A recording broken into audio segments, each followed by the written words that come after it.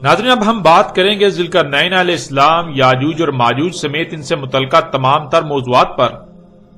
کہ ذوالقرنین کون تھے، یاجوج اور ماجوج کیا ہیں، ذوالقرنین علیہ السلام نے کب، کہاں، کیوں اور کیسے یاجوج اور ماجوج کو قید کیا، ان سوالات سمیت ایسے جتنے بھی سوالات ہیں، ان سب سوالات پر تفصیل کے ساتھ بات کریں گے۔ سب سے پہلے بات کرتے ہیں ذوالقرنین علیہ السلام پر کہ ذوالقرنین علیہ السلام کون تھے۔ یہ سوال بہت عرصے سے چلا رہا ہے اور اس سوال کا جواب دینے کے لیے قرآن کی ترجمانی کے دعوے داروں نے جو کہانیاں گڑھ رکھی ہیں، سب سے پہلے ان کو آپ کے سامنے رکھتے ہوئے ان کی حقیقت واضح کریں گے تاکہ اس موضوع پر کسی بھی قسم کا کوئی سوال، شک، شبہ یا ابہام باقی نہ رہے اور حق ہر لحاظ سے، ہر پہلو سے کھل کر آپ پر واضح ہو جائے۔ ذوالقرنین کے حوالے سے کہا جاتا ہے کہ قرآن میں اس قصے کا شان نزول یہودیوں کے 3 سوالات تھے۔ ان میں سے ایک اصحاب کہف کے بارے میں، دوسرا روح کے بارے میں اور تیسرا ذوالقرنین کے بارے میں تھا، اور انہی سوالات کے جوابات کے ضمن میں سورہ الکہف نازل ہوئی۔ ناظرین، یہ جو شان نزول بیان کیا جاتا ہے، یہ جو شان نزول اس صورت سے منسوب کیا جاتا ہے، اگر اسے صحیح تسلیم کر لیا جائے،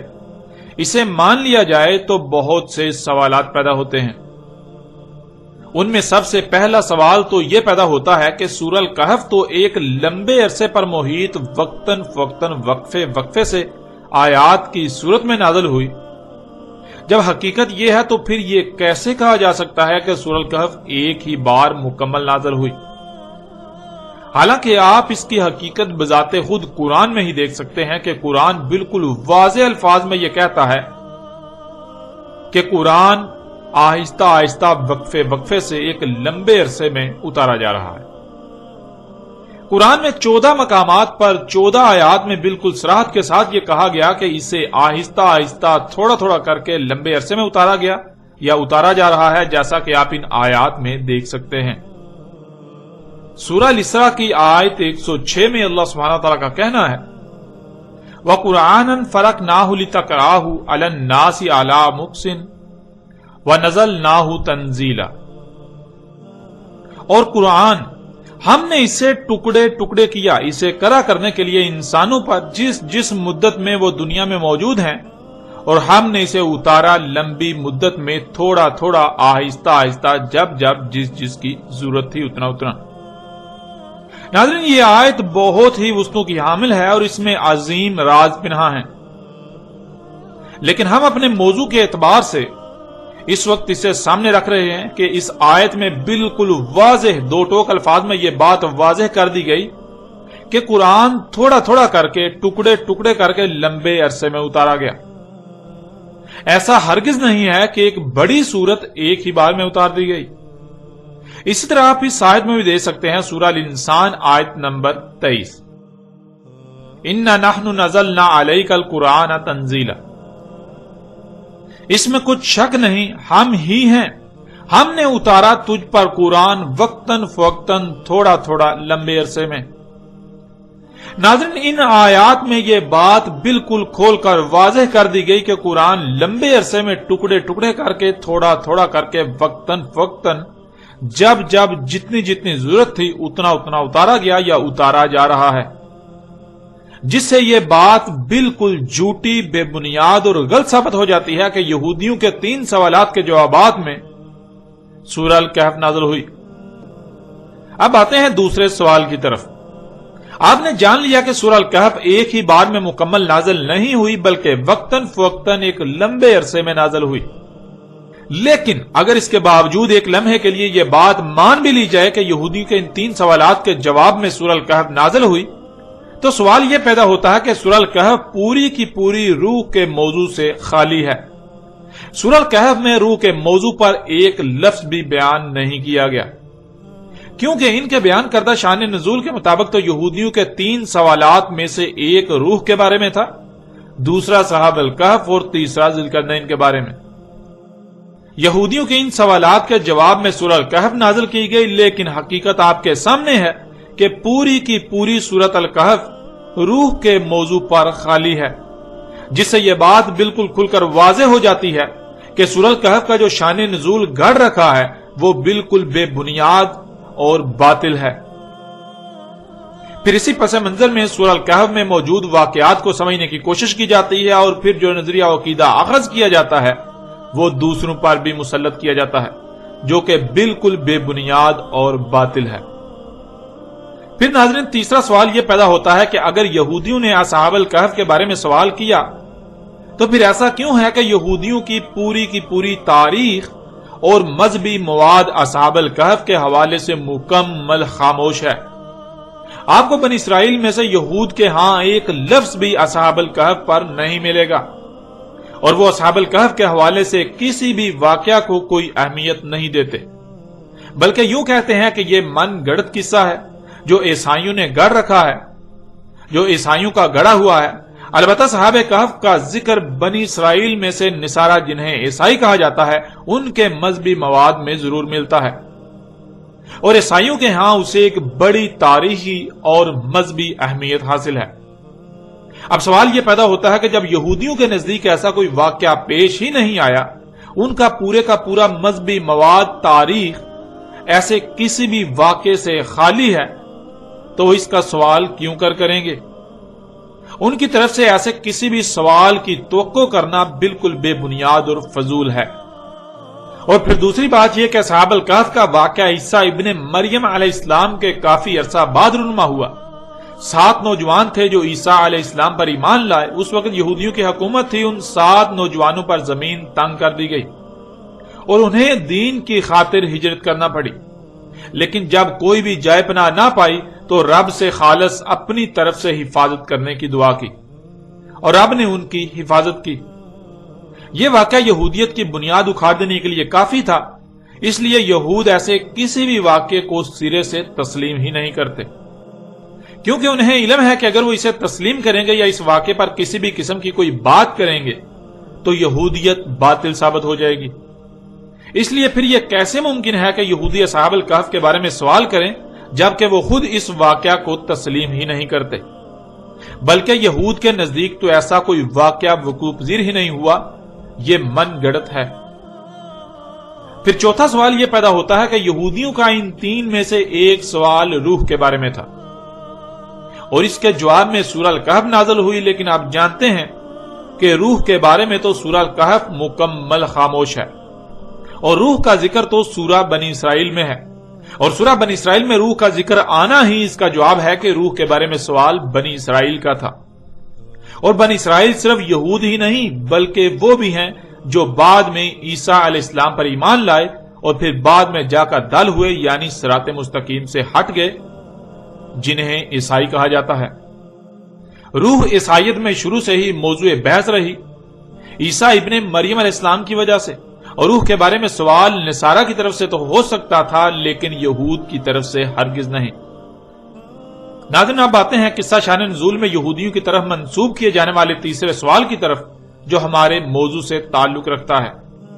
کہ ذوالقرنین کے بارے میں سوال بھی یہودیوں کی طرف سے تھا۔ جس پس منظر کی بنیاد پر یہ کہا جاتا ہے کہ یہودیوں نے سوال کیا، اس پس منظر میں ایسا کوئی تاثر نہیں ملتا کہ یہودی ایسا کوئی سوال کر سکتے تھے، اس لیے کہ یہودیوں کے پورے مذہبی اور تاریخی مواد میں ذوالقرنین کے حوالے سے کوئی دور تک اشارہ نہیں ہے، نہ ہی ایسا کوئی نام یہودیوں کے ہاں کوئی وجود رکھتا تھا اور آج بھی وجود رکھتا ہے۔ لیکن اگر دوسرے پس منظر میں دیکھیں تو یہ بات ثابت ہو جاتی ہے کہ ذوالقرنین کے بارے میں سوال بھی یہودیوں کی بجائے عیسائیوں نے ہی کیا تھا۔ وہ اس لیے کہ اگر یہ تسلیم کر لیا جائے کہ ذوالقرنین سلیمان علیہ السلام تھے تو یہودیوں کا سلیمان علیہ السلام کے بارے میں عقیدہ ہے کہ وہ ایک تو نبی نہیں تھے اور دوسرا ان کی موت شرک پر ہوئی۔ انہوں نے اپنی زندگی کے آخری وقت میں بہت سے اوثان بنا لیے تھے جن کی وہ غلامی کرتے تھے۔ اوثان کہتے ہیں انسان کی خلق کردہ ان ایجادات کو جنہیں انسان سہولتوں کا نام دیتا ہے، جیسے آج مشینیں، گاڑیاں، جہاز وغیرہ، اور ان کی غلامی انہی کے حصول کے لیے ان کے پیچھے استعمال کیے جانے والے وقت کو کہا جاتا ہے۔ یہود کا نظریہ یہ ہے کہ سلیمان بن داؤد نے اپنی زندگی کا مقصد و مشن ہی ایسی اشیاء کی تخلیق اور استعمال کو بنا لیا تھا، لہذا وہ کافر اور مشرک تھا، اور اسی حالت میں سلیمان کی موت ہوئی۔ اس کے علاوہ سینکڑوں کی تعداد میں سلیمان نے نکاح کے بغیر عورتیں رکھی ہوئی تھیں جو سینکڑوں بیویوں کے علاوہ تھیں۔ اس لیے سلیمان یہودیوں اور عیسائیوں کے ہاں ایک متنازع شخصیت کے طور پر جانے جاتے ہیں۔ سلیمان علیہ السلام کے کفر و شرک کی گواہی یہودیوں کے صرف کسی عالم وغیرہ کا عقیدہ نہیں بلکہ باقاعدہ ان کی خود ساختہ آسمانی کتابوں کا مجموعہ عہد نامہ قدیم میں بھی درج ہے، اور عہد نامہ قدیم کی آسمانی کتابیں جتنے یہود کے لیے مقدس ہیں اتنی ہی نصارہ کے لیے بھی۔ یوں نہ صرف یہودی بلکہ عیسائی بھی سلیمان علیہ السلام کے بارے میں یہی نظریہ رکھتے ہیں، لیکن عیسائیوں کے ہاں آخری حجت عہد نامہ جدید یعنی انجیل ہے، اس لیے وہ پرانے عہد نامے میں تحریف وغیرہ کو ممکن سمجھتے ہیں۔ اس لیے اگر کوئی بات پرانے عہد نامہ میں موجود ہو اور اس کے برعکس کوئی بات کہیں سے معلوم ہو تو وہ کوشش کرتے ہیں کہ آنکھیں بند کر کے پرانے عہد نامے کو تسلیم کرنے کی بجائے تحقیق کی جائے، لیکن یہود اس بات کو سننے کے لیے تیار ہی نہیں کہ عہد نامہ قدیم میں کوئی تبدیلی یا تحریف ہے، اور وہ کسی ایسی بات کو تسلیم کریں جو عہد نامہ قدیم کے مخالف ہو، یہ یہودیوں کے عقائد کی نفی تصور کیا جاتا ہے۔ پھر یہ سمجھنا کہ یہودی ایسا سوال کریں گے یہ بالکل بے بنیاد اور باطل ثابت ہو جاتا ہے۔ البتہ جب محمد علیہ السلام کو مبعوث کیا گیا تو قرآن میں سلیمان علیہ السلام کے بارے میں نہ صرف یہودی کے عقائد و نظریات کی تردید کی گئی بلکہ سلیمان علیہ السلام کو اللہ سبحانہ و تعالیٰ نے اپنا صالح نبی اور صالح حکمران قرار دیا، اور دو ٹوک الفاظ میں یہ واضح کر دیا کہ سلیمان کافر و مشرک نہیں تھا۔ یوں یہ بات بھی واضح ہو جاتی ہے کہ اگر ذوالقرنین سلیمان علیہ السلام تھے تو پھر نصارہ کی طرف سے سوال کیا گیا کہ یہود تو اس شخصیت یعنی سلیمان کے بارے میں ایسا عقیدہ و نظریہ رکھتے ہیں اور ہماری انجیل تو اس پر بالکل خاموش ہے، تو اے محمد آپ بتائیں کہ آیا یہود اس بارے میں سچے ہیں یا پھر حقیقت کیا ہے؟ یہود داؤد کے بیٹے سلیمان کے بارے میں جو عقیدہ و نظریہ رکھتے ہیں کہ وہ کافر و مشرک تھا، اس پر طرح طرح کے الزامات لگاتے ہیں، آیا وہ اپنے اس عقیدے میں سچے ہیں یا پھر حقیقت اس کے برعکس ہے؟ لہٰذا آپ اس کی وضاحت کریں۔ اور قرآن میں جب اللہ سبحانہ و تعالیٰ نے اس واقعہ کا ذکر کیا تو سلیمان کی جگہ لفظ ذوالقرنین استعمال کیا۔ آگے چل کر اس پر مزید تفصیل کے ساتھ بات ہوگی۔ ناظرین، قدیم علماء مفسر و مفکر قرآن کے طور پر جانے پہچانے جانے والوں کی اکثریت کے نزدیک قرآن میں مذکور ذوالقرنین وہ شخصیت ہے جسے لوگ انگلش میں الیگزینڈر دی گریٹ اور اردو میں اسکندر اعظم کے نام سے جانتے ہیں،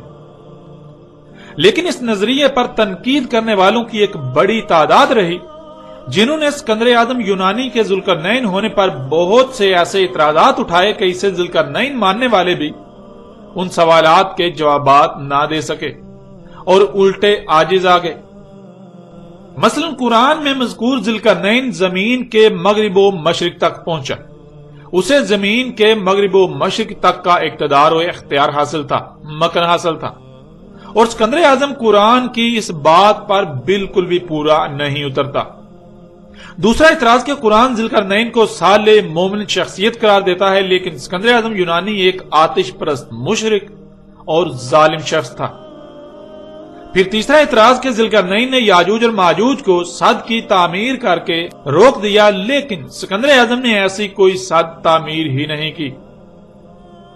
ناظرین، ان کے علاوہ بھی کئی اعتراضات ہیں، مگر یہ ایسے اعتراضات ہیں کہ جنہوں نے اسکندر اعظم یونانی کے ذوالقرنین ہونے کا عقیدہ و نظریہ رکھنے والوں کو لاجواب کر دیا۔ مگر چونکہ کئی صدیوں سے یہ روش چلی آ رہی ہے کہ خود سے غور و فکر نہیں کرنا، خود سے غور و فکر کر کے کوئی نئی بات اخذ نہیں کی جا سکتی سوائے اسی کے جو آباء و اجداد سے نسل در نسل چلا رہا ہے، اس لیے آج تک ہر کوئی آنکھیں بند کر کے اسکندر اعظم یونانی کو ہی ذوالقرنین مانتا ہوا چلا رہا ہے، اس کے باوجود کہ کوئی بھی اسے ذوالقرنین ثابت نہیں کر سکتا۔ دوسری طرف اعتراضات اٹھانے والوں نے بھی محض اعتراضات ہی اٹھائے، وہ اس کے برعکس کسی دوسری شخصیت کو سامنے نہ لا سکے جسے وہ ذوالقرنین کہہ سکتے ہوں۔ یوں ذوالقرنین کے حوالے سے سوال مزید الجھ گیا، وقت گزرتا گیا اور زمانہ جدید میں سب سے پہلے ایک ایسی شخصیت سامنے آئی جس نے اسکندر اعظم کے ذوالقرنین ہونے کا رد کرتے ہوئے ایک نئی شخصیت کو ذوالقرنین ثابت کرنے کی بھرپور کوشش کی اور ایک دوسری شخصیت کو ذوالقرنین کے طور پر متعارف کرایا۔ زمانہ جدید کی یہ شخصیت نامور صحافی، سیاسی اور معروف مذہبی شخصیت ابوالکلام آزاد تھے، جنہوں نے یہود و نصارہ کی مذہبی کتابوں کا مجموعہ عہد نامہ قدیم میں مذکور ایک ایرانی بادشاہ سائرس کو قرآن میں مذکور ذوالقرنین قرار دیا، اور بہت سی نامور شخصیات نے نہ صرف ابوالکلام آزاد کے اس نظریے و عقیدے کی تائید و تصدیق کی، اسے تسلیم کیا، بلکہ اس کا خوب پرچار بھی کیا، جن میں غلام احمد پرویز، ابو العلا مودودی اور ڈاکٹر اسرار احمد وغیرہ سر فہرست ہیں۔ لیکن حضرت یہ بھی اپنی جگہ اٹل حقیقت ہے کہ جیسے اسکندر اعظم یونانی آتش پرست مشرک تھا، بالکل ایسے ہی سائرس دی گریٹ ایرانی بھی نہ صرف آتش پرست مشرک بلکہ بہت بڑا ظالم و جابری شخص تھا، جس نے بستیوں کی بستیوں کو تہس نہس کیا اور اپنی سلطنت کی وسعت کے لیے آس پاس کی کمزور ریاستوں پر تسلط کے لیے انہیں کچل کر رکھ دیا،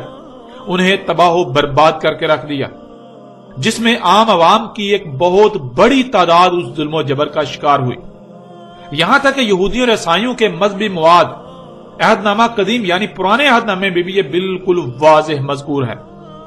کہ سائرس ایرانی نے خوب تباہی مچائی، اور یہودی اسے اس لیے پسند کرتے ہیں کہ اس نے نہ صرف یہودیوں کے ساتھ نرم رویہ اپنایا بلکہ صدیوں سے در بدر ذلیل و رسوا ہوتے یہودیوں کو واپس اسرائیل میں لا بسایا۔ لیکن حیران کن بات تو یہ ہے کہ ان تمام تر باتوں کو نظر انداز کرتے ہوئے ابوالکلام آزاد نے صرف ذوالقرنین پر ایک نیا نظریہ دینے کے لیے، ایک نیا عقیدہ و نظریہ پیش کرنے کے لیے سائرس ایرانی مشرک عظیم کو اپنے آباء و اجداد کے نقش قدم پر چلتے ہوئے اسکندر اعظم کی طرح ذوالقرنین قرار دیا۔ اس مقصد کے لیے ابوالکلام آزاد نے تاریخ کی کتب کو کھنگالا تو دو ہی شخصیات سامنے آئیں، ایک اسکندر اعظم یونانی اور دوسرا سائرس ایرانی۔ اسکندر اعظم یونانی کو تو پہلے ہی ذوالقرنین قرار دیا جا چکا تھا، تو اس لیے اس کے مقابلے پر پیچھے ایک ہی شخصیت بچی، سائرس ایرانی، تو ابوالکلام آزاد نے اسے ہی ذوالقرنین قرار دیا۔ لیکن ناظرین، حقیقت کیا ہے؟ کیا حقیقت یہی ہے؟ کیا قدیم علماء، مفسر و مفکر قرآن کہلانے والی شخصیات جنہوں نے اسکندر اعظم یونانی کو قرآن میں مذکور ذوالقرنین قرار دیا، وہ سب کی سب غلط اور ابوالکلام آزاد سچے تھے؟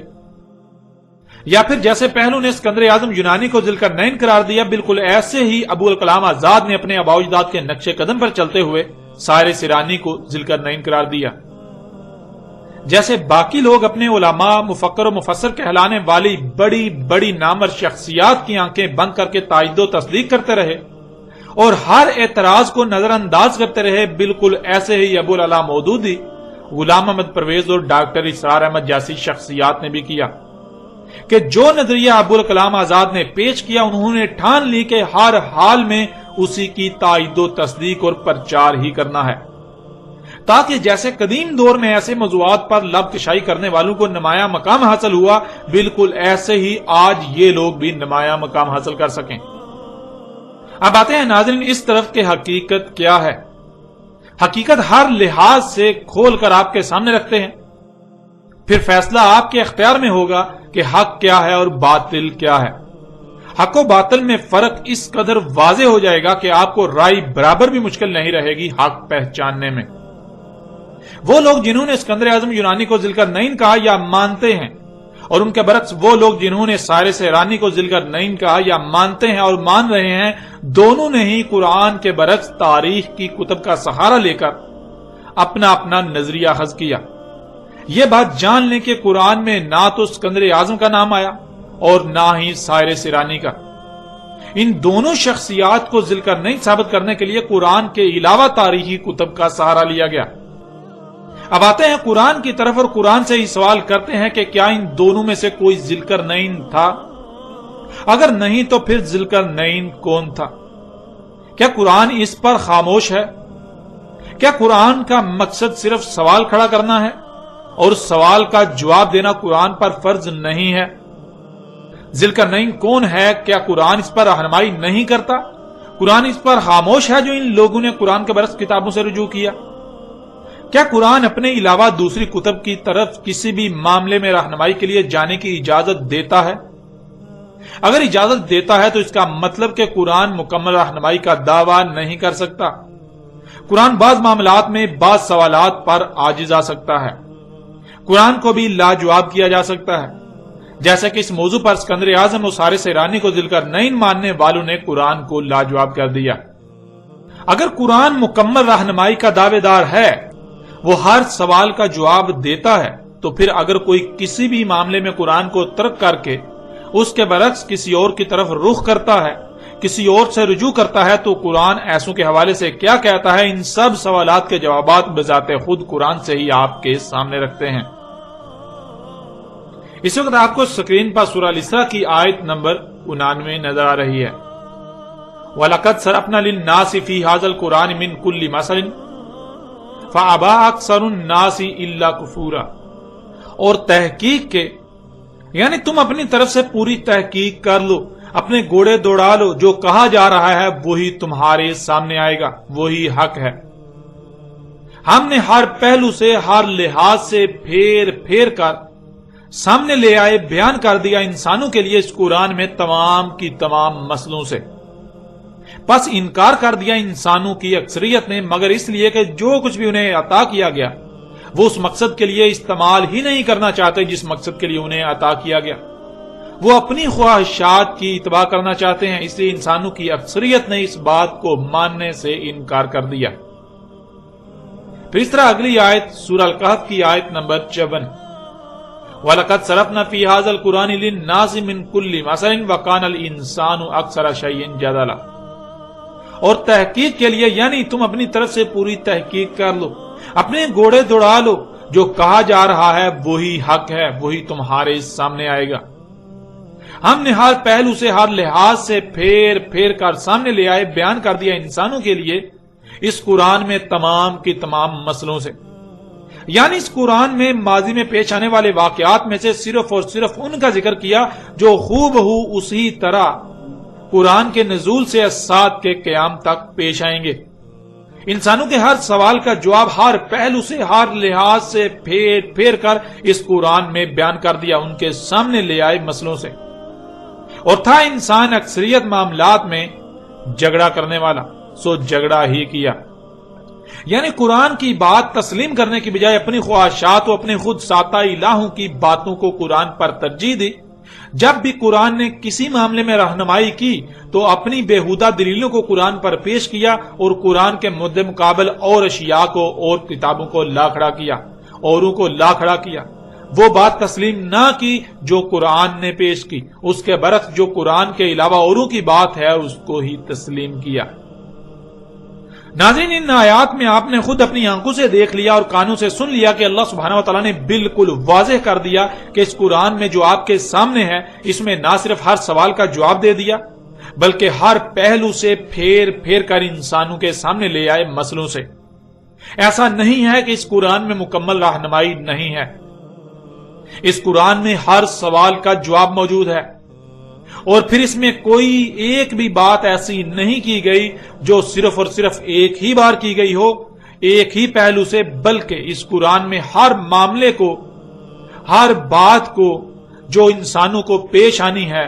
جو انسانوں کو پیش آنا تھا، ہر سوال کو، ہر اس سوال کو جو انسانوں کے سامنے کھڑا ہونا تھا، اسے ہر پہلو سے پھیر پھیر کر بیان کر دیا۔ ایک مقام پر ایک روح ایک پہلو سے بیان کیا تو اسی معاملے کو، اسی بات کو، اسی سوال کو دوسرے مقام پر دوسرے رخ، دوسرے پہلو سے بیان کر دیا، اسی کو تیسرے مقام پر تیسرے پہلو سے بیان کر دیا، یوں کسی ایک بھی پہلو سے اسے پوشیدہ نہیں رہنے دیا گیا۔ قرآن میں کوئی ایک بھی معاملہ، کوئی ایک بھی بات ایسی نہیں ہے جو صرف کسی ایک ہی مقام پر اور ایک ہی بار بیان کی گئی، بلکہ ہر معاملے کو ایک سے زائد مقامات پر ہر پہلو سے پھیر پھیر کر بیان کر دیا۔ کوئی سوال ایسا نہیں جس کا جواب قرآن میں موجود نہ ہو، کوئی معاملہ ایسا نہیں جس کا حل قرآن میں موجود نہ ہو۔ اور قرآن نے یہ بات بھی واضح کر دی کہ انسانوں کی اکثریت اس کا انکار کر رہی ہے، یعنی انسانوں کی اکثریت یہ ماننے کو تیار ہی نہیں کہ اس قرآن میں سب کچھ بیان کر دیا گیا، قرآن میں مکمل رہنمائی موجود ہے، قرآن میں ہر معاملے کا، ہر مسئلے کا حل موجود ہے، قرآن میں ہر سوال کا جواب موجود ہے، قرآن میں ہر بات کو، ہر سوال کو، ہر معاملے کو، ہر مسئلے کو ایک سے زائد مقامات پر ہر پہلو سے پھیر پھیر کر مسئلوں سے بیان کر دیا۔ انسانوں کی اکثریت یہ بات ماننے کو تیار ہی نہیں، اس کا انکار ہی کر رہی ہے۔ اور پھر اللہ سبحانہ تعالیٰ نے یہ بھی واضح کر دیا کہ انسانوں کی اکثریت ایسا کیوں کر رہی ہے، الا کفورا، یعنی انسانوں کو جو کچھ بھی عطا کیا گیا، خواہ وہ مال ہو، دولت ہو، اولاد ہو یا ذہنی اور جسمانی صلاحیتیں ہوں، وہ کہیں یا کسی پر بھی اقتدار و اختیار ہو یا کچھ بھی عطا کیا گیا ہو، انسانوں کی اکثریت ان کا استعمال اس مقصد کے لیے کرنا ہی نہیں چاہتی جس مقصد کے لیے انہیں یہ سب عطا کیا گیا، یہ سب کچھ دیا گیا۔ کیونکہ اگر یہ بات مان لیں کہ قرآن میں ہر سوال کا جواب موجود ہے، ہر معاملے و مسئلے کا حل موجود ہے، تو ان کی خواہشات پر ضرب آئے گی، اور یہی یہ نہیں چاہتے۔ یہ اپنی خواہشات کی تباہ کرنا چاہتے ہیں، اس لیے یہ اس بات کا انکار کرتے ہیں کہ قرآن میں سب کچھ ہر پہلو سے پھیر پھیر کر مسئلوں سے بیان کر دیا گیا، مسئلوں سے سامنے لے آیا گیا۔ اس لیے یہ قرآن کے برعکس اوروں کی طرف رجوع کرتے ہیں، ان کی طرف رجوع کرتے ہیں جن سے ان کی خواہشات پر ضرب نہیں آتی، ان کی خواہشات پر ضرب نہیں پڑتی، بلکہ وہ الٹا ان کی خواہشات کے عین مطابق ہوتا ہے۔ مثال کے طور پر ناظرین، آج اکثریت کی زبانوں سے آپ سنتے ہیں، اکثریت کا کہنا ہے کہ قرآن میں سب کچھ بیان نہیں کیا گیا۔ قرآن میں احکامات تو ہیں لیکن ان کی تفاصیل موجود نہیں ہیں، ان کو کیسے کرنا ہے یہ نہیں بتایا گیا، کیوں کرنا ہے، کب کرنا ہے، کس طرح کرنا ہے، ان سوالات کے جوابات قرآن میں موجود نہیں ہیں۔ مثلا الصلاۃ، جس کا ترجمہ نماز کیا جاتا ہے، اور کہا جاتا ہے کہ قرآن میں صلاۃ کا حکم تو ہے لیکن طریقہ قرآن میں نہیں ہے، اور پھر یہ جہاں سے طریقہ اخذ کرتے ہیں اس صلاۃ کے نام پر ان کی خواہشات پر کوئی ضرب نہیں آتی، وہاں سے صلاۃ کے نام پر جو ان کو مل رہا ہے وہ ان کی خواہشات کے عین مطابق ہے، حالانکہ پورے کا پورا قرآن ایک ہی شے کی وضاحت کر رہا ہے، اور وہ ہے الصلاۃ۔ اگر یہ مان لیا جائے کہ قرآن میں صلاۃ کی رہنمائی موجود ہے تو دنیا کی زندگی اتنی سخت ہو جائے گی کہ جیسے آپ کو آگ میں ڈال دیا گیا ہو، اور یہی کوئی نہیں چاہتا۔ اس لیے اکثریت اس کا انکار کرتی ہے کہ قرآن میں ہر سوال کا جواب موجود ہے، کیونکہ اگر اس بات کو تسلیم کر لیا جائے گا اور اپنے ہر سوال کا جواب، ہر مسئلے کا حل قرآن میں تلاش کیا جائے گا، قرآن سے حاصل کیا جائے گا، تو انسان کو جو کچھ بھی عطا کیا گیا اس پر اس کا اپنا کوئی اختیار نہیں رہے گا، اس کو پھر خالص اللہ کی غلامی کرنا پڑے گی، اور یہی وہ نہیں چاہتا۔ اب دیکھیں سورہ نساء کی آیت نمبر 82 میں اللہ سبحانہ تعالیٰ کا کہنا ہے، افلا یتدبرون القرآن لو کان من عند غیر اللہ لوجدوا فیہ اختلافا کثیرا، کیا پس نہیں تدبر کر رہے القرآن، اور اگر تھا کسی اور سے اللہ کا علاوہ کہ تم پاتے اس میں کثیر اختلاف، یعنی ایسا نہیں ہے کہ اس قرآن میں ایک مقام پر کچھ کہا جا رہا ہے اور دوسرے مقام پر اس کے برعکس کچھ اور دوسری بات کہی جا رہی ہے۔ اگر تم اس قرآن میں ایسی شے پاؤ، اختلاف پاؤ، تو پھر یہ اللہ کی طرف سے نہیں ہے بلکہ یہ غیر اللہ کی طرف سے ہے۔ ناظرین، اللہ سبحانہ و تعالیٰ کی طرف سے کھلم کھلا اعلان ہے کہ اگر یہ قرآن غیر اللہ کی طرف سے ہوتا تو تم اس میں کثیر اختلاف پاتے۔ یعنی اگر ہم اس آیت کو صرف پیچھے بیان کی جانے والی 2 آیات کے تناظر میں دیکھیں تو ایسا ممکن ہی نہیں کہ اللہ سبحانہ و تعالیٰ نے قرآن میں جو سوالات اٹھائے ہوں یا جو بھی احکامات دیے ہوں، جو بھی کہا ہو، ان کے جوابات بھی قرآن میں نہ دیے ہوں۔ حتیٰ کہ انسان کے اس دنیا میں موجود رہنے تک پیش آنے والے کسی بھی معاملے کا حل ایسا نہیں ہے کہ قرآن میں نہ ہو، کسی بھی قسم کے پیدا ہونے والے سوال کا جواب قرآن میں نہ ہو، یہ ممکن ہی نہیں۔ کیونکہ اگر ایسا ہو تو گویا کہ قرآن میں اختلاف ہے۔ ایک طرف اللہ سبحانہ تعالیٰ کا کہنا ہے کہ اس قرآن میں سب کچھ ہر طرف سے پھیر پھیر کر بیان کر دیا، ہر پہلو سے پھیر پھیر کر انسانوں کے لیے ان کے سامنے لے آئے مسئلوں سے، اور دوسری طرف اللہ سبحانہ و تعالیٰ نے ایسے سوالات کے جوابات ہی نہ رکھے جو بڑے بڑے سوالات ہیں، جن کے جوابات جاننا بہت ضروری ہیں۔ قرآن خود ہی سوال کھڑا کرے اور اس کا جواب ہی نہ دے، ایسی صورت میں تو یہ پھر اللہ کی طرف سے نہ ہوا بلکہ غیر اللہ کی طرف سے ہوا، جو کہ بالکل ناممکن ہے۔ اب ناظرین غور کریں، اللہ سبحانہ تعالیٰ کا کہنا ہے کہ ہر سوال کا جواب اس قرآن میں ہر پہلو سے پھیر پھیر کر مختلف مقامات پر بیان کر دیا، انسانوں کے لیے سامنے لے آئے مسئلوں سے، اور اگر کوئی سوال کھڑا ہو اور آپ یہ کہیں کہ اس قرآن میں اس کا جواب نہیں ہے تو پھر اس کا مطلب کیا ہے؟ ایک ہی صورت ہے، یا تو قرآن جھوٹا اور آپ سچے ہیں، یا پھر قرآن جھوٹا نہیں، قرآن تو سچا ہے اور آپ اپنے دعوے میں جھوٹے ہیں۔ آپ قرآن پر الزام لگا رہے ہیں، آپ قرآن پر اور اللہ پر افترا کر رہے ہیں۔ اور ناظرین ذرا غور کریں، اگر کوئی سوال پیدا ہوتا ہے تو آپ اس سوال کا جواب قرآن سے حاصل کرنے کی بجائے اس قرآن کے برعکس کسی اور کی طرف رجوع کرتے ہیں، تو آپ کا یہ عمل کس بات کا اعلان کر رہا ہے؟ کیا آپ اپنے عمل سے یہ اعلان نہیں کر رہے کہ قرآن کے پاس آپ کے سوال کا جواب موجود نہیں ہے؟ کیا آپ اپنے عمل سے یہ اعلان نہیں کر رہے کہ قرآن میں اختلاف موجود ہے؟ ایک طرف قرآن ہر سوال کا جواب دینے کا دعویٰ کرتا ہے اور دوسری طرف آپ کے سوال کا جواب قرآن کے پاس ہے ہی نہیں۔ اسی لیے تو آپ نے قرآن کے برعکس کسی اور سے رجوع کیا اپنے سوال کے جواب کے لیے۔ اب ناظرین ذرا غور کریں، جن جن لوگوں نے اسکندر اعظم یا سائرس ایرانی کو ذوالقرنین کہا ثابت کرنے کی کوشش کی، اور جو بھی ان میں سے کسی ایک بھی شخصیت کو ذوالقرنین مان رہے ہیں، کیا ان کو ان کے سوال ذوالقرنین کون ہے کا جواب قرآن نے دیا؟ کیا انہوں نے اپنے سوال کا جواب قرآن سے حاصل کیا؟ اگر یہ جواب قرآن سے ہے تو غلط ہو ہی نہیں سکتا، اور اگر قرآن سے نہیں تو نہ صرف ان کو جواب غلط ملا بلکہ انہوں نے قرآن پر افترا کیا۔ ان لوگوں نے قرآن پر بہتان باندھا، ان لوگوں نے اپنے عمل سے اس بات کا اعلان کیا، دعویٰ کیا کہ قرآن میں ہر سوال کا جواب موجود نہیں ہے، قرآن میں مکمل رہنمائی موجود نہیں ہے، قرآن اپنے دعوے میں جھوٹا ہے، اللہ اپنے دعوے میں جھوٹا ہے۔ اللہ ایک طرف تو کہتا ہے ہم نے اس قرآن میں ہر سوال کا جواب پھیر پھیر کے ہر پہلو سے مسئلوں سے تمہارے سامنے لے آئے، بیان کر دیا، اور دوسری طرف ہمارے کسی سوال کا جواب قرآن میں ہے ہی نہیں۔ ناظرین خواہ کوئی بھی شخصیت ہو، پوری کی پوری دنیا ہی کیوں نہ اس کی تعریفوں کے پل باندھے، لیکن اس کے حق ہونے کا معیار یہ نہیں ہے،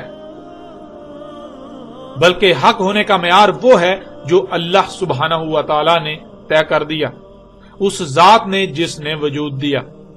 قرآن میں اور بھی درجنوں ایسی آیات ہیں جن میں انہی باتوں کا مزید مختلف پہلوؤں سے پھیر پھیر کر بیان کیا گیا، اور انسانوں کے رد عمل کو بھی بالکل کھول کھول کر بیان کر دیا گیا، جنہیں آپ ان آیات میں جان چکے ہیں۔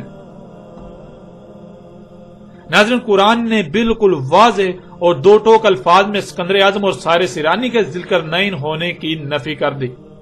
اور جن لوگوں نے ان شخصیات کو ذوالقرنین بنایا ہوا تھا ان کی حقیقت بھی اللہ سبحانہ و تعالی نے چاک کر کے رکھ دی۔ ناظرین جن لوگوں نے اسکندر اعظم یا پھر سائرس ایرانی کو ذوالقرنین کہا، ثابت کرنے کی ناکام کوشش کی یا تسلیم کیا، ان تمام کے تمام لوگوں نے اپنی زبان سے اس بات کا اقرار کیا کہ قرآن میں ذوالقرنین کا ذکر تو آیا ہے، لیکن قرآن اس سوال کا جواب نہیں دیتا کہ ذوالقرنین کون تھا۔ اس لیے ہمیں اس سوال کے جواب کے لیے قرآن کے علاوہ دوسری تاریخی کتب کا سہارا لینا پڑا۔ آپ جان چکے ہیں کہ یہ لوگ اپنے دعوے میں بالکل بے بنیاد اور جھوٹے ہیں۔ یہ ان کا کہنا ہے کہ قرآن میں ان کے سوال کا جواب نہیں، اللہ نے یا قرآن نے ایسا ہرگز نہیں کہا، بلکہ اللہ نے تو اس قرآن میں ان کے بالکل برعکس ایک دوسری بات کی، یہ دعویٰ کیا کہ اس قرآن میں سب کا سب ہر پہلو سے پھیر پھیر کر تمہارے سامنے لے آئے، اور وہ بھی مسئلوں سے۔ اور اگر کوئی یہ کہتا ہے کہ قرآن میں کسی سوال کا جواب موجود نہیں ہے تو اس میں قرآن کا قصور نہیں ہے، بلکہ قصور اس کا اپنا ہے۔ قصور اس کا ہے جو ایسا کہہ رہا ہے، جسے قرآن میں اس سوال کا جواب نہیں مل رہا۔ وہ اللہ کے قانون میں اندھا ہو چکا ہے، اسے اپنے اندھے پن کے علاج کی ضرورت ہے، نہ کہ اللہ اور اس کے قرآن الحکیم پر بہتان کی ضرورت۔ وہ اس معیار پر، اس قانون پر پورا ہی نہیں اتر رہا جس معیار پر، جس قانون پر پورا اترنے سے قرآن اپنے راز کھولتا ہے۔ اس لیے اسے اپنے گریبان میں جھانکنا چاہیے، اپنی ذات میں جھانکنا چاہیے کہ وہ اس کے اندر جو خامیاں ہیں، جو کمیاں ہیں، جو کجیاں ہیں، جو کوتاہیاں ہیں، وہ ان کو دور کرے، اپنی اصلاح کرے، اپنے آپ کو اس معیار پر، اس مقام پر لا کھڑا کرے جس مقام پر آنے سے قرآن اپنے راز کھولتا ہے، نہ کہ وہ الٹا اپنی غلطی کو قرآن پر تھوپنا شروع کر دے، قرآن پر اور اللہ پر بہتان باندھنا شروع کر دے۔ ان لوگوں نے کہا کہ قرآن میں اس سوال کا جواب موجود نہیں، اس لیے ہم نے قرآن کے علاوہ دوسری تاریخ کی کتابوں سے رجوع کیا، اور ہمیں قرآن کے برعکس ان تاریخی کتابوں نے ہمارے سوال کا جواب دیا، تو ان کے اس قول کا قرآن میں اللہ سبحانہ تعالیٰ نے کس طرح رد کر دیا، اسے بھی آپ کے سامنے رکھتے ہیں۔ اس وقت آپ کو اسکرین پر سورہ زمر کی آیت نمبر 23 نظر آ رہی ہے۔ اللہ نزل احسن الحدیث، اللہ نے اتاری احسن الحدیث۔ حدیث کہتے ہیں تاریخ کو۔ انسان کا معاملہ یہ ہے کہ جب بھی وہ کوئی ایسا کام کرتا ہے یا اسے ایسا معاملہ پیش آتا ہے جس سے اس کا پہلی بار واسطہ پڑتا ہے، تو وہ رہنمائی کے لیے کسی ایسے کو تلاش کرتا ہے جس کا اس سے پہلے اسی کام سے واسطہ پڑ چکا ہو، تاکہ اس کی تاریخ سے استفادہ کیا جا سکے۔ یوں نہ صرف بہتر طریقے سے اس مسئلے یا معاملے سے نپٹا جا سکے گا، بلکہ ہر ممکن حد تک نقصان سے بچا جا سکتا ہے۔